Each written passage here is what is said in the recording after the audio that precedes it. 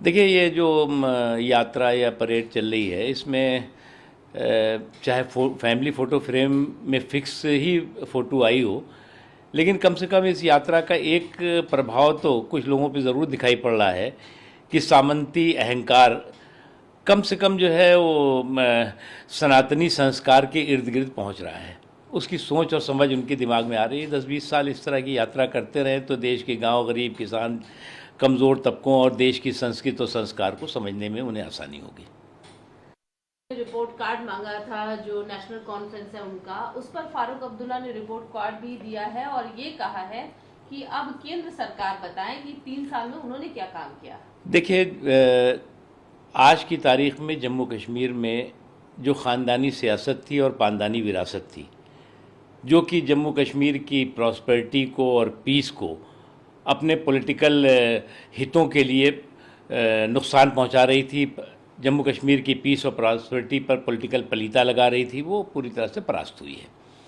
और आज जो है वो जम्मू कश्मीर के लोग जहाँ एक तरफ प्रोग्रेस के पार्टिसिपेशन कर रहे हैं, वहीं वहाँ के पॉलिटिकल प्रोसेस में भी पार्टिसिपेट कर रहे हैं, जो कि आज़ादी के बाद से आज तक तमाम ऐसी जगह थी जहाँ पर कि लोग पॉलिटिकल प्रोसेस में पार्टिसिपेट कर ही नहीं पाते थे, और ये केवल ख़ानदानी सियासत और पानदानी विरासत का नतीजा था।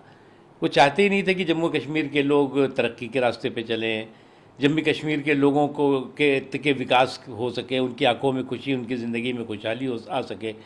वो तो चाहते थे कि लोगों में डर रहे, खौफ रहे, आतंकवादियों, अलगाववादियों का जो है वो खौफ बना रहे, ताकि उनकी दुकानें चलती रहें। वो बंद हो रही हैं, तो इसलिए अब बौखलाहट दिखाई पड़ती है। उन्हें फतवा जारी करने का यहाँ पर धमकी दी जा रही है, इसलिए क्योंकि उन्होंने दशहरे की बधाई।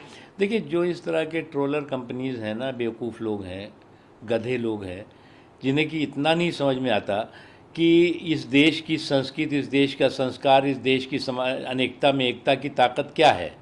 हमारे यहाँ सभी धर्मों के लोग रहते हैं, सभी धर्मों के त्यौहार मनाए जाते हैं, हम सब मिल के मनाते हैं। इन तरह के ट्रोलर से जो है वो ट्रोलर का सर्टिफिकेट थोड़ी चाहिए किसी को।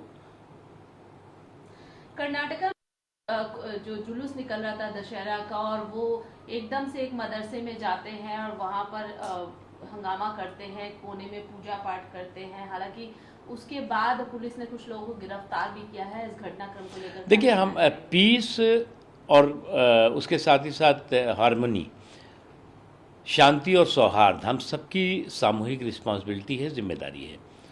और कोई भी ताकत हमारे देश के सौहार्द को, हमारे देश की सहिष्णुता को, हमारे देश की संस्कृति को, हमारे देश की पीस को नुकसान ना पहुंचा पाए, इसकी हमें कोशिश करनी चाहिए। और कोई भी छोटी सी भी गलती, ऐसे ताकतें जो ताकतें कि देश के सौहार्द और देश की सहिष्णुता और देश की शांति को नुकसान पहुंचाने की कोशिश कर रहे हैं, उनको मौका न दें। एक अंतिम बोला था, उसको लेकर लगातार काफी टिप्पणी की जा रही राजनीतिक।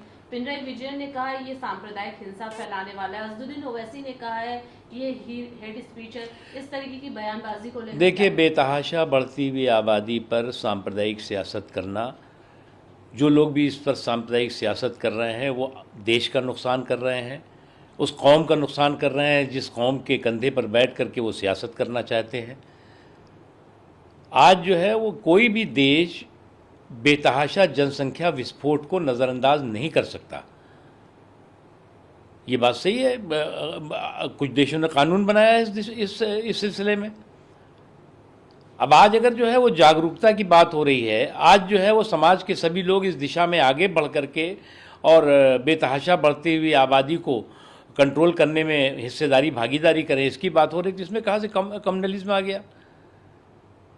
तो इसलिए जो लोग इस तरह का हंगामा और इस तरह की बातें कर रहे हैं, वो चाहते हैं कि समाज का वो हिस्सा, जिस हिस्से के ये हिस्से वोटों में की हिस्सेदारी करते हैं, जिस हिस्से की, वो गरीब रहे, कमज़ोर तबका रहे, पिछड़ा रहे, अशिक्षित रहे और आबादी बढ़ाता रहे। तो ये नहीं हो सकता।